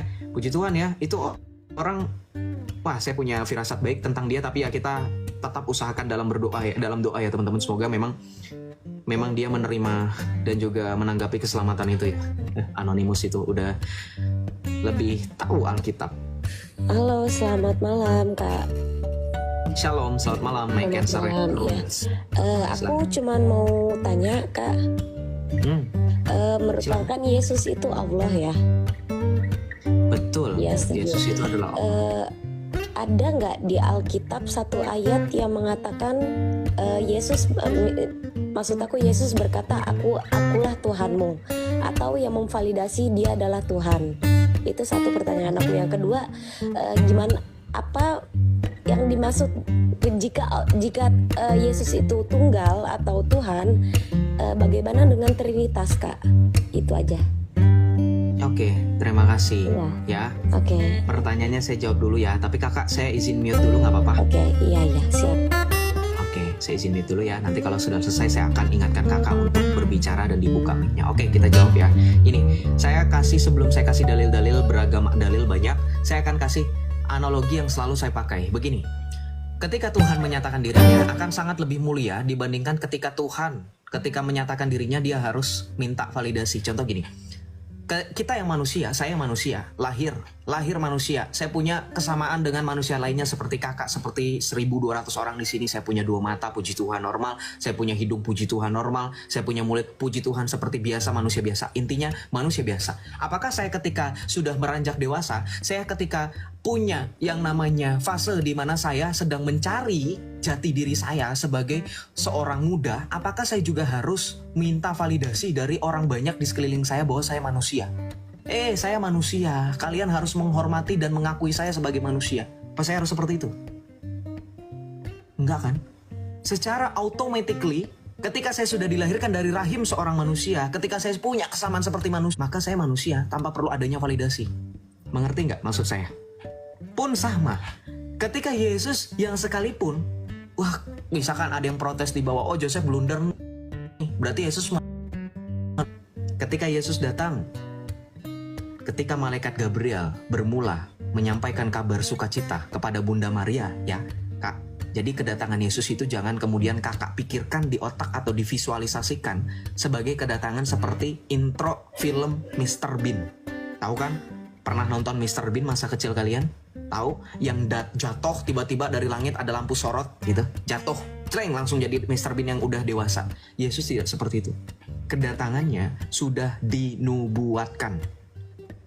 Contoh dalam Yesaya 7 ayat 14. Ya. Sebab Tuhan sendirilah yang akan memberikan kepadamu suatu pertanda. Lihat ya, Tuhan sendiri yang akan memberikan kepadamu suatu pertanda di dalam Yesaya 7:14. Seorang perawan akan mengandung dan akan melahirkan anak laki-laki dan akan menamainya Immanuel. Itu sudah jelas loh, kedatangan Yesus sudah dibuatkan. Jadi sudah tahu orang-orang. Maka implementasinya, maka bukti nyatanya kalau itu sudah dipersiapkan, kita lihat di dalam Matius 2 ayat 2. Perikopnya tentang 3 orang Majus. Matius 2 ayat 2, ketika orang Majus yang kemudian berada pada saat itu di bawah kepemerintahan Kaisar Herodes bertanya, di manakah dia, Raja Yahudi yang baru dilahirkan itu? Kami hendak datang dan menyembahnya. Itu 3 orang Majus, Kak. Tahu nggak orang Majus itu apa? Orang Majus itu adalah sebutan bagi orang-orang yang pada saat itu ahli perbintangan, ahli astronomi yang kalau zaman itu sudah levelnya mungkin profesor karena mereka cendekiawan jatuhnya. Ya, pemikir maksudnya. Mereka mengerti rasi bintang, mereka mengerti tentang penglihatan nubuatan. Jadi selevelnya mungkin kalau disebut sekarang ya itu. Ya, profesor gitu, cendekiawan. Nah, orang-orang pintar akademis. Nah, ketika orang Majus tadi yang disebut orang akademis, ahli perbintangan, ahli astronomi mengatakan di manakah dia Raja Yahudi yang baru dilahirkan itu, kami hendak datang dan menyembahnya. Ya. Kenapa? Karena mereka menyatakan kami telah melihat bintangnya di timur. Dan 3 orang Majus itu gak pernah ketemu Yesus, gak pernah mereka didatangi Yesus dengan mengatakan aku Tuhan sembahlah aku. Tetapi dalam Matius 2 ayat 2, mereka sendiri yang dengan kesadaran hati, dengan kepenuhan pemikiran mereka yang cerdas di zaman itu mengatakan kami hendak datang dan sujud untuk menyembahnya. Dan terbukti dalam Matius 2 ayat 11, ketika orang Majus tersebut melihat anak itu di palungan bersama dengan orang tuanya, mereka langsung masuk sujud dan menyembah dia. Lalu membuka persembahan yang berisi emas, kanyan, dan mur. Tuh, itu bukti ya. Ketika tadi pertanyaannya ada validasi nggak bahwa Yesus Tuhan itu mereka nggak pernah didatangi Yesus, aku Tuhan sembahlah aku. Karena analoginya kakak kalau ketemu misalkan sama laki-laki deh, kenalan gitu sama laki-laki, terus ngaku aku tuh sebenarnya punya mobil tahu, tapi mobil aku lagi dicuci sama papaku, aku lagi nggak pakai, jadi aku cuman bisa pakai motor Vario misalkan. Itu kan namanya validasi ya. Tuhan itu sangat hina sekali kalau validasinya seperti itu. Aku Tuhan sembah aku dong gitu. Kita yang manusia juga akan ilfil kalau ketemu manusia yang gila hormat dengan validasi yang lebih ke arah halu. Karena kita pun tahu bahkan burung beo pun bisa mengaku sebagai Tuhan ketika dia diajari sama tuannya untuk berkata berulang-ulang. Hanya mengaku loh ya. Jadi pengakuan itu bukanlah uji atas kebenaran, tetapi justru ya yang dapat diuji adalah bagaimana validasi itu teruji ketika Yesus yang adalah Tuhan tanpa mengaku dirinya sebagai Tuhan, dia sudah diakui. Itu sebab saya pakai analogi, lebih terhormat diakui daripada mengakui. Lebih terhormat dirimu diakui sebagai orang cerdas daripada kamu mengklaim diri kamu orang cerdas, seolah-olah kamu butuh diakui. Hanya manusia yang rendah yang minta untuk dihormati. Itu manusia loh ya. Sekali lagi itu berbicara kapasitas manusia, apalagi Tuhan. Karena kita tahu bahkan iblis yang hakikatnya lebih rendah daripada kita, itu adalah bukti eksistensi yang minta untuk disembah. Karena apa? Karena Alkitab mencatat iblis minta disembah dalam Matius 4 ayat 7 sampai dengan 9. Bagaimana iblis berkata kepada Tuhan Yesus, segala sesuatu akan kuberikan kepadamu jika engkau sujud menyembah kepadaku. The only person, the only existence, bukan person ya jatuhnya, yang minta untuk disembah itu iblis. Bahkan Yesus secara jelas dalam Yohanes 5 ayat 23 dengan mengatakan, kenapa? Aku tidak memerlukan penghormatan dari manusia. Karena memang sejatinya Tuhan tidak akan pernah bergantung kepada manusia. Ada atau tidak adanya penghormatan dari kita, Tuhan tetap maha kuasa, benar nggak? Tuhan yang sejati tidak akan pernah merasa dirinya kemudian merasa rendah, merasa hina ketika tidak ada yang menghormati. Justru penghormatan itu ada berserta dengan kemahakuasaannya. Loh, kita tahu Tuhan sudah punya pelayannya sendiri, yaitu malaikat yang memujinya tak henti-hentinya, ya kan? Nah, kalau berbicara mengenai dalil, ada nggak selain Matius 2 ayat 2, Matius 2 ayat 11? Ada. Contoh, bagaimana Elisabeth dalam Lukas 1 ayat 42-43 mengatakan kepada Bunda Maria yang pada saat itu masih mengandung Yesus dalam rahimnya, dengan mengatakan apa? Siapakah aku ini sampai ibu Tuhanku datang mengunjungi aku? Maria dikatakan ibu Tuhan, berarti Maria mengandung Tuhan, yaitu Yesus Kristus.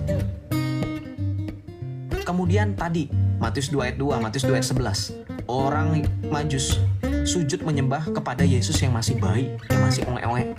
Jadi bukan kemudian pertanyaannya sejak kapan Yesus jadi Tuhan, sejak dari sana. Karena bahkan ketika dia jadi bayi, dia sudah disembah. Bahkan masih dalam rahim Bunda Maria sudah dikatakan sebagai Tuhan. Karena eksistensinya sudah ada sebelum segala sesuatu ada. Bukan baru ada pada saat malaikat Gabriel menyatakan kabar sukacita. Itu makanya pengakuan iman rasuli kami dikatakan apa? Ia dilahirkan bukan dijadikan. Kenapa? Karena hakikat Yesus bukanlah sesuatu hal yang baru ada setelah segala sesuatu ada. Kemudian tambahan contoh di dalam Yohanes 13 ayat 13, ketika orang-orang murid-murid menyebutnya guru dan Tuhan, Yesus mengonfirmasi, kamu menyebut aku guru dan Tuhan sebab katamu itu tepat bahwa akulah guru dan Tuhan. Kemudian ada berpolemik, oh itu tadinya Tuhan jadi Tuhan, kata siapa? Apa perbedaannya Tuhan dan Tuhan kalau begitu? Hah? Wong kalau dalam bahasa Arab aja Tuhan itu Rob, Tuhan juga Rob, apa bedanya? Tuhan itu adalah gelar kepenguasaan. Lord dalam bahasa Inggris, seorang bangsawan raja digelari Lord bisa, Tuhan pun digelari Lord bisa. Bahkan terjemahan Al-Quran dalam bahasa Inggris ketika kamu baca dalam surah Al-Fatihah, orang cendekiawan ulama asal Inggris saja menerjemahkan Alhamdulillahi Rabbil Alamin, kata Rob menjadi Lord, yang kalau dalam bahasa Inggris adalah Tuhan atau Tuan. Tuh, ya. Jadi itu tidak permasalahan ya kalau memang ada yang di bawah kemudian sok-sokan paham kata Tuhan diubah-ubah. Sudah dibantah ya Yohanes 13 ayat 13. Kemudian Yohanes 20 ayat 28. Ketika Tuhan Yesus menampakkan diri kepada para rasul, terutama kepada Thomas yang tidak percaya dengan keilahian Tuhan Yesus, apa kata Thomas? Ketika Yesus menyuruh Thomas untuk menyucukkan jarinya ke dalam luka-lukanya, taruhlah jarimu ke dalam lukaku dan jangan engkau tidak percaya lagi. Apa yang dikatakan Thomas? Yesus hanya bilang jangan engkau tidak percaya. Bukan silakan taruh, aku Tuhan. Kalau kamu gak ngaku aku Tuhan, mati kamu, enggak. Cuma nyuruh percaya dengan kebangkitannya. Tapi Thomas selangkah lebih maju, 2 langkah lebih maju. Dia mengakui keilahian dan ketuhanan Yesus dalam Yohanes 20 ayat 28. Ya Tuhanku dan Allahku, kata Thomas. Jawab Yesus apa? Yohanes 20 ayat 29. Karena engkau telah melihat maka engkau percaya. Berbahagialah mereka yang tidak melihat namun percaya. Tuh, Yesus mengkonfirmasi. Yesus tidak kemudian nonjok Thomas atau nampar Thomas karena mengatakan dirinya Tuhan dan Allah. Karena kita tahu dalam Kisah Para Rasul ketika Anda bilang, oh kan cuman gitu doang, saya juga kalau misalnya disebut Tuhan dan Allah, saya nggak marah. Loh, kamu nggak boleh. Dalam Islam ketika kamu disebut Tuhan dan Allah, kamu menganggap dirimu sebagai Tuhan, kamu selevel dengan Fir'aun. Kalau di kami ada Kisah Para Rasul, ketika Rasul Petrus itu disujuti oleh kepala perwira. Apa kata Petrus? Bangunlah, aku bukan Tuhan. Jangan engkau sujud menyembah kepadaku. Itu tercatat loh dalam Kisah Para Rasul. Bagaimana para rasul, salah satunya Petrus, yang tidak mau untuk disujuti. Dia bilang hanya Tuhan yang patut untuk disembah. Aku bukan Tuhan, aku manusia biasa, bangunlah. Ya. Jadi itu kalau misalnya ada lagi yang berpolemik, oh kayak gitu doang mah, saya juga misalkan suruh sujud sama ibu saya, memang kamu bilang ibumu itu Tuhan. Ya.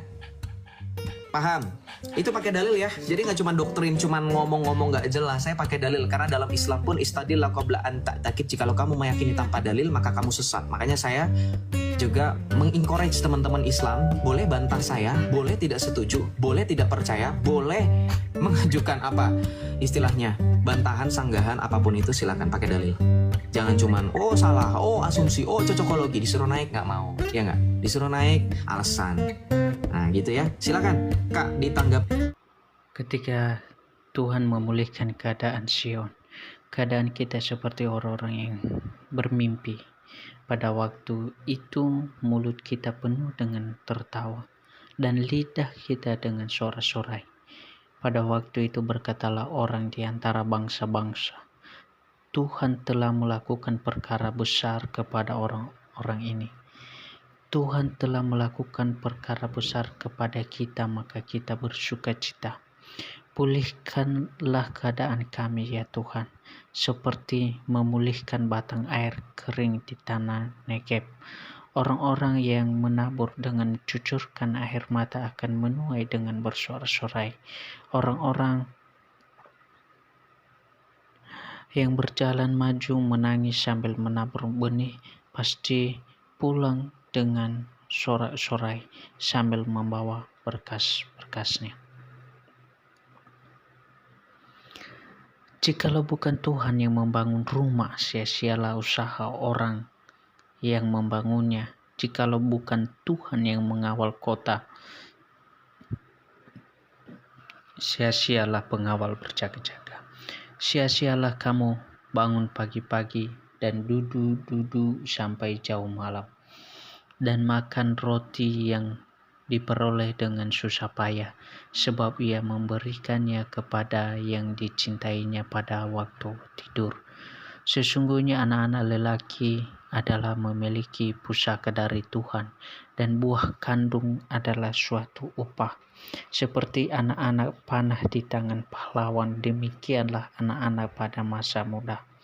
Berbahagialah orang yang telah membuat penuh tabung panahnya. Dengan semuanya itu ia tidak akan dapat malu apabila ia berbicara dengan musuh-musuh di pintu gerbang. Berbahagialah setiap orang yang takut akan Tuhan, yang hidup menurut jalan yang ditunjukkannya. Apabila engkau memakan hasil jerih payah tanganmu, berbahagialah engkau dan baiklah keadaanmu.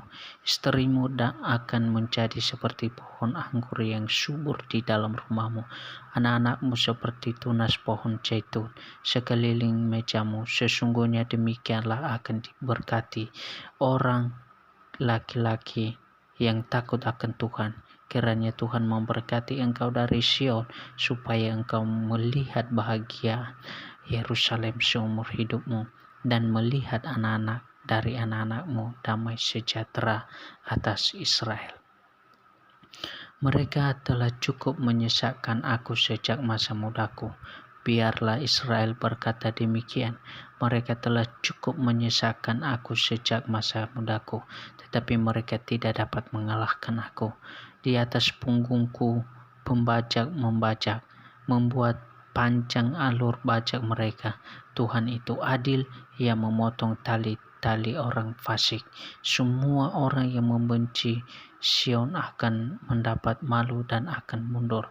Mereka seperti rumput di atas soto yang menjadi layu, sebelum dicabut yang tidak digenggam tangan penyabit atau dirangkum orang yang mengikat berkas, sehingga orang-orang yang lewat di situ berkata, berkat Tuhan atasmu, kami memberkati kamu dalam nama Tuhan. Dari jurang yang dalam aku berseru kepadamu ya Tuhan. Tuhan, dengarkanlah suaraku. Biarlah telingamu menaruh perhatian kepada suara permohonanku. Jika engkau ya Tuhan mengingat-ingat kesalahan-kesalahan, Tuhan siapakah yang dapat tahan? Tetapi padamu ada pengampunan supaya engkau takuti orang. Aku menanti-nantikan Tuhan, jiwaku menanti-nanti dan aku mengharapkan firman-Nya. Jiwaku mengharapkan Tuhan lebih daripada pengawal mengharapkan pagi, lebih daripada pengawal mengharapkan pagi. Berharap kepada Tuhan, hai Israel, sebab pada Tuhan ada kasih setia dan Ia layak kali mengadakan pembebasan. Dialah yang akan membebaskan Israel dari segala kesalahannya. Tuhan, aku tidak tinggi hati dan tidak memandang dengan sombong. Aku tidak mengejar hal-hal yang terlalu besar atau hal-hal yang terlalu ajaib bagiku.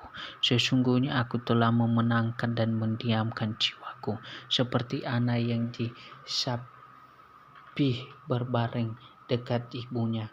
Ya, seperti anak yang disapi jiwaku dalam diriku. Berharaplah kepada Tuhan, hai Israel, dari sekarang sampai selama-lamanya. Ingatlah ya Tuhan kepada Daud dan segala penderitaannya, bagaimana ia telah bersumpah kepada Tuhan, telah bernazar kepada orang yang maha kuat dari Yakub. Sesungguhnya aku tidak akan masuk ke dalam kemah kediamanku, tidak akan berbaring di ranjang petiduranku. Sesungguhnya aku tidak akan membiarkan mataku tidur atau membiarkan kelopak mataku terlelap sampai aku dapat tempat untuk Tuhan, kediaman untuk yang maha tinggi dari Yakub. Memang kita telah mendengar tentang itu di Efrata, telah mendapatnya di padang Year. Mari kita pergi ke kediamannya, sujud menyembah pada tumpuan kakinya.